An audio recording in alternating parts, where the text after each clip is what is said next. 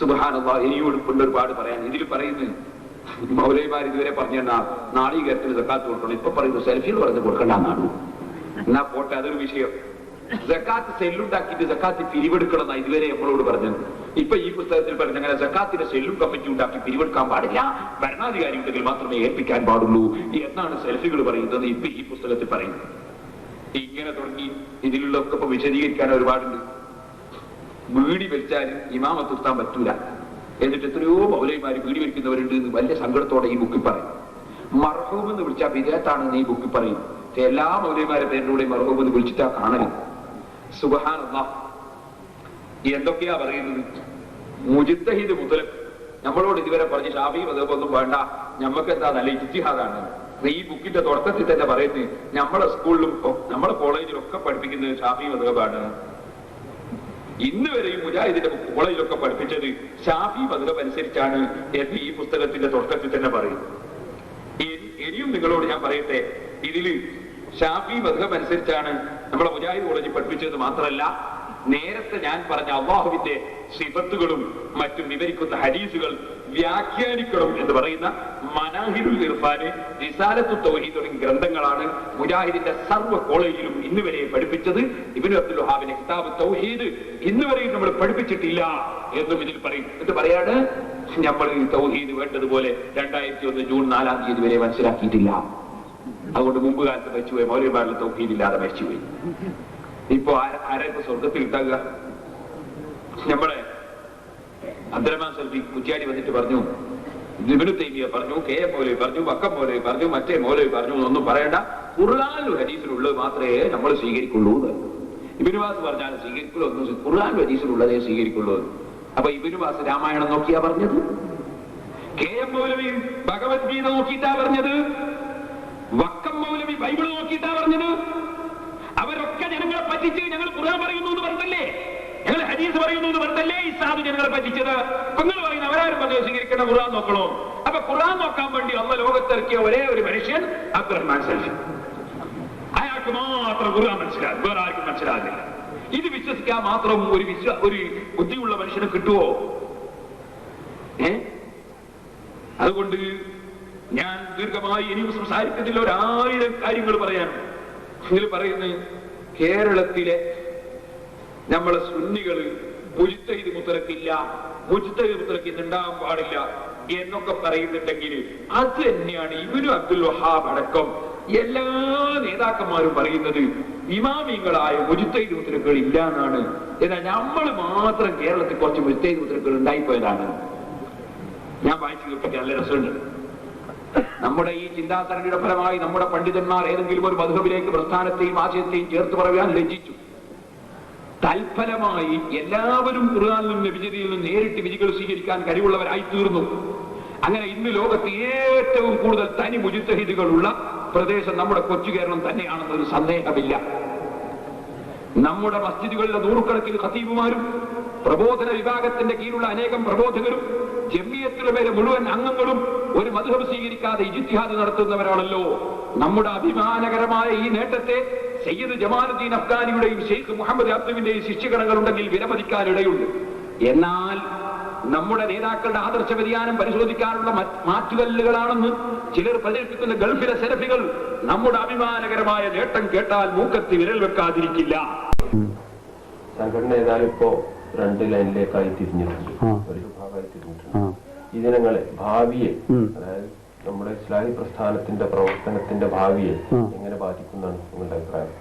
തൽക്കാലം നമുക്ക് കവലയിലേക്ക് പ്രസംഗവുമായിട്ട് ഇറങ്ങുമ്പോൾ സുന്നികളിൽ നിന്ന് വളരെ വലിയൊരു ഭീഷണി, ആദർശപരമായ ഭീഷണി ഉണ്ടാവും. അതിന്റെ കാരണങ്ങൾ നമ്മുടെ ചില പുസ്തകങ്ങൾ തന്നെയാണ്. ഉദാഹരണമായിട്ട് MI മുഹമ്മദ് സുല്ലമി ഗൾഫ് സലഫികളും കേരള മുജാഹിദുകളും എന്തോ ഒരു പുസ്തകം എഴുതിയിട്ടുണ്ട്. അതിന്റെ കയ്യെഴുത്ത് പ്രതി എന്നെ വായിക്കാൻ എൻ്റെ അടുത്ത് കൊണ്ടുവന്നിരുന്നു.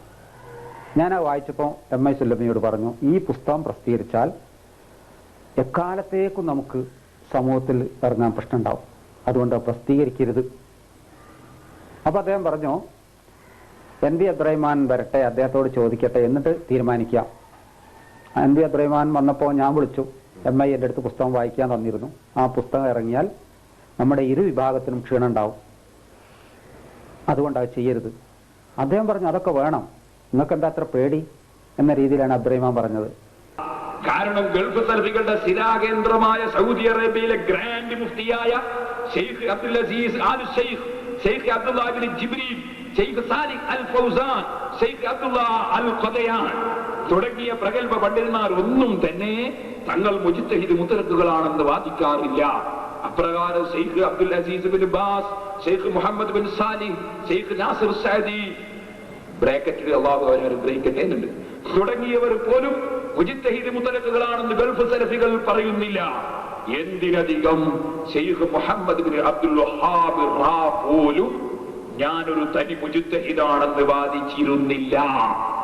ഷെയ്ഖ് ഇബ്നു ബാസ് എഴുതുന്നു, Sheikh Muhammad bin Abdul Wahhab bin Sulaiman Tamimi Al Hanbali വിശ്വാസരംഗത്ത് സച്ചരിതരായ പൂർവികരുടെ മാർഗമാണ് സ്വീകരിച്ചിരുന്നത്. ആചാരാനുഷ്ഠാനങ്ങളിൽ അദ്ദേഹം ഇമാം അഹ്മദ് ബിൻ ഹംബലിന്റെ മദ്ഹബ് സ്വീകരിച്ചവനുമായിരുന്നു. അദ്ദേഹത്തിന്റെ സന്താനങ്ങളുടെയും അനുയായികളുടെയും കൃതികളും മതവിധികളും അത് വ്യക്തമാക്കുന്നു.